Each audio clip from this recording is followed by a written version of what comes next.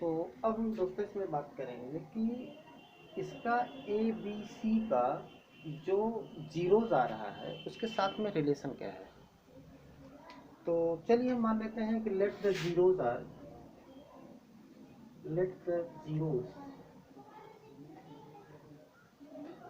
Are alpha and beta. ये Greek letter है, alpha beta से मान लेते हैं। तो आपका a x square plus b x plus c is equal to, चलिए हम कोई कांस्टेंट के ले लेते हैं, एक्स माइनस अल्फा लिख दीजिए। यानी कि एक्स इक्वल टू अगर अल्फा है और एक्स इक्वल टू बीटा है तो x minus alpha equal to zero और x minus beta equal to zero. यही तो होगा अलग अलग। यानी कि अगर हम इसको इस तरह लिख सकते हैं कि अगर इसके दो फैक्टर, एक अल्फा है, एक दो जीरो, अगर एक अल्फा आ रहा है एक बीटा आ रहा है, इसका मतलब एक्स माइनस अल्फा और एक्स माइनस बीटा इसका फैक्टर होगा। के से हमने मल्टीप्लाई इसलिए किया है कि सपोज करिए कि आपको जैसे मान लीजिए कि 3x स्क्वायर है प्लस 6x प्लस 9 है, इसमें हम 3 कॉमन ले सकते हैं, फिर आपको इस इक्वेशन ही बना।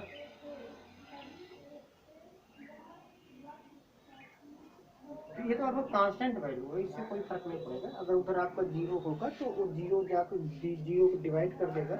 इक्वल टू सपोज करिए एक्सप्रेशन है, तो अब अगर थ्री इसके नीचे आ गया, ये थ्री तो कैंसिल हो जाएगा, इतना ही बचा।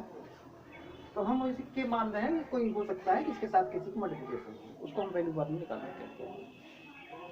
तो अगर मैं इसको ये आपके पास एक पॉलिनॉमियल क्वाड्रेटिक इक्वेशन है। क्वाड्रेटिक मीन्स इसकी पावर 2 है, डिग्री 2 है। क्वाड्रेटिक पॉलिनॉमियल है, इसके फैक्टर, चलिए दो फैक्टर होंगे, एक हमने ले लिया एक्स माइनस अल्फा, दूसरा ले लिया एक्स माइनस बीटा। यहाँ अल्फा बीटा क्या है कि जीरो है।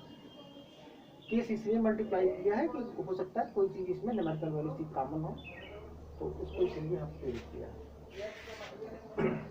तो इसको अगर मैं एक्सपेंड करूँ तो आपका हो जाएगा के into x square into x beta minus x beta, अब माइनस अल्फा से करेंगे minus x alpha minus minus plus alpha beta. ये आपका हो गया के एक्स स्क्वायर। इसमें अगर मैं माइनस एक्स कॉमन ले लेता हूँ और के तो है ही ऑलरेडी, तो यहाँ पर आपको बच जाएगा अल्फा प्लस बीटा। इन दोनों से माइनस कॉमन लिया, माइनस एक्स कॉमन लिया तो अल्फा प्लस बी केस मल्टीप्लाई कर दिया और प्लस के alpha beta equal to a x square plus b x plus c. अब इसमें थोड़ा सा देखने वाली बात है कि अगर हम कंपेयर करते हैं, comparing the coefficient, corresponding coefficient.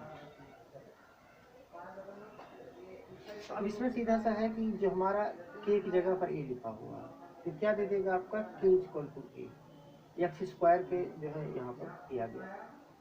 यहाँ पर यक्स है, यहाँ पर बी है, तो बी की जगह पर, इस जगह पर क्या है माइनस के अल्फा प्लस बीटा, माइनस के इंटू अल्फा प्लस बीटा, और के अल्फा बीटा की जगह पर सी है, सी इक्वल टू हो गया आपका के अल्फा बीटा। अब इसमें आप ये देखिए कि alpha plus beta equal to क्या रहा है, alpha plus beta is equal to आपका हो गया माइनस बी अपान के equal to minus b upon के, आपका ए के बराबर है minus b upon alpha beta equal to c upon के, दैट इज सी अपान ए। इसका मतलब कि ये सम ऑफ जीरोस है, सम ऑफ जीरोस ये आपका है माइनस बी अपान ए के बराबर। प्रोडक्ट ऑफ जीरोस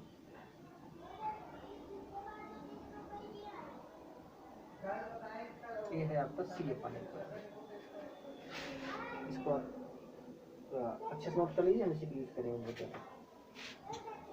एक इसमें और जैसे कि हमको अल्फा बीटा दिया है, ये हमें एक्सप्रेशन दिया गया है। तो हम इसमें क्या अल्फा और बीटा को अलग अलग निकाल सकते हैं, इसके दो तरीके हैं। तो इसको मैं थोड़ा सा एक आपको ट्रिक दे देता हूँ, बड़ा आसानी से निकल जाएगा। तो अभी अल्फा प्लस बीटा आपका आया है माइनस बी अपान ए, और अल्फा बीटा आया है सी अपान ए। क्या हम इसे अलग अलग अल्फा बीटा को निकाल सकते हैं? अब इसमें आप ये देखिए, जैसे मान लीजिए alpha plus beta equal to minus b upon a, alpha beta upon equal to c upon a. अगर मुझे बड़ा आसान तरीका ये होता है कि अगर हमको अल्फा माइनस बीटा मिल जाए तो हम उसको एलिमिनेशन मेथड या सब्स्टिट्यूशन मेथड से बड़ा इजीली इक्वेशन सॉल्व कर लेंगे। तो अल्फा माइनस बीटा किसके बराबर होगा? आप जानते हो अल्फा माइनस बीटा का whole square equal to alpha square plus beta square minus 2 alpha beta.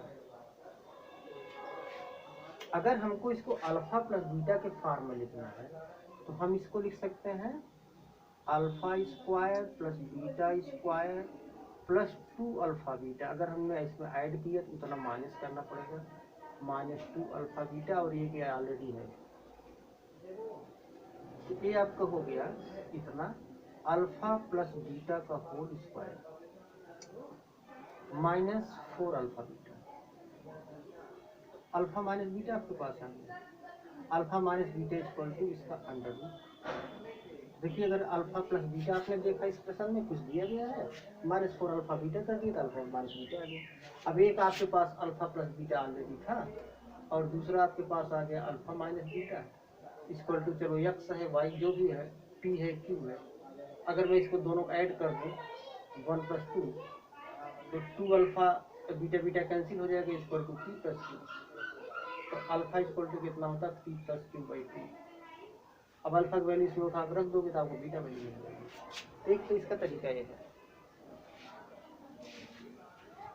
मैं अभी एक एग्जांपल लेता हूँ और आपको उसमें दिखाता हूँ किस तरह से जो है ये हमको इसको करना है।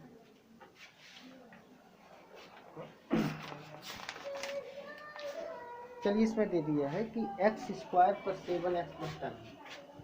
एग्जाम्पल है x square plus 7x plus 10। इसको हमें देखना है कि इसके जो जीरोज हैं, इसके जीरोज क्या alpha plus beta,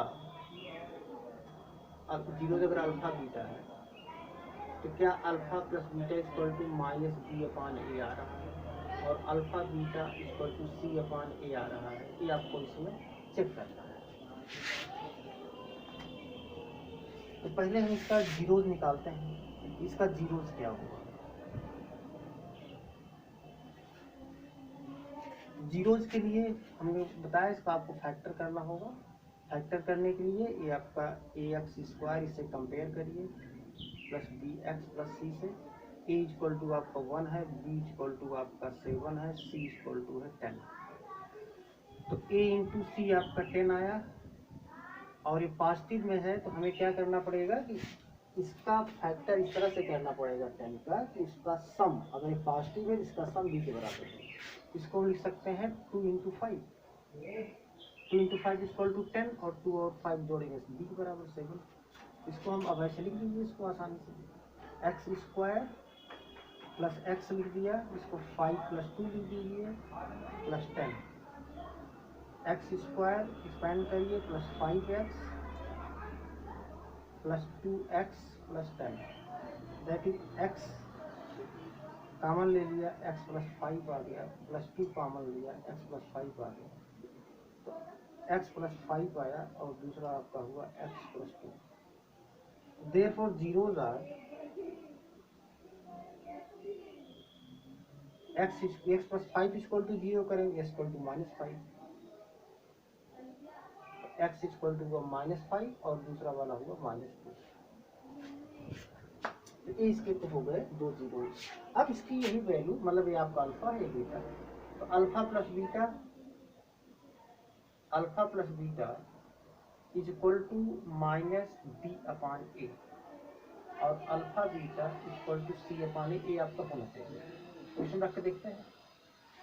alpha plus beta, alpha आपका है -5 और बीटा है -2, -5 -2 is equal to -b upon ए, -b, b है आपका 7 अपान ए, RHS है आपका इधर RHS, तो -b अपान ए 7/1 देख रहे हैं आप, इधर -7 इधर भी -7 इधर भी, इसका मतलब कि वेरीफाइड है।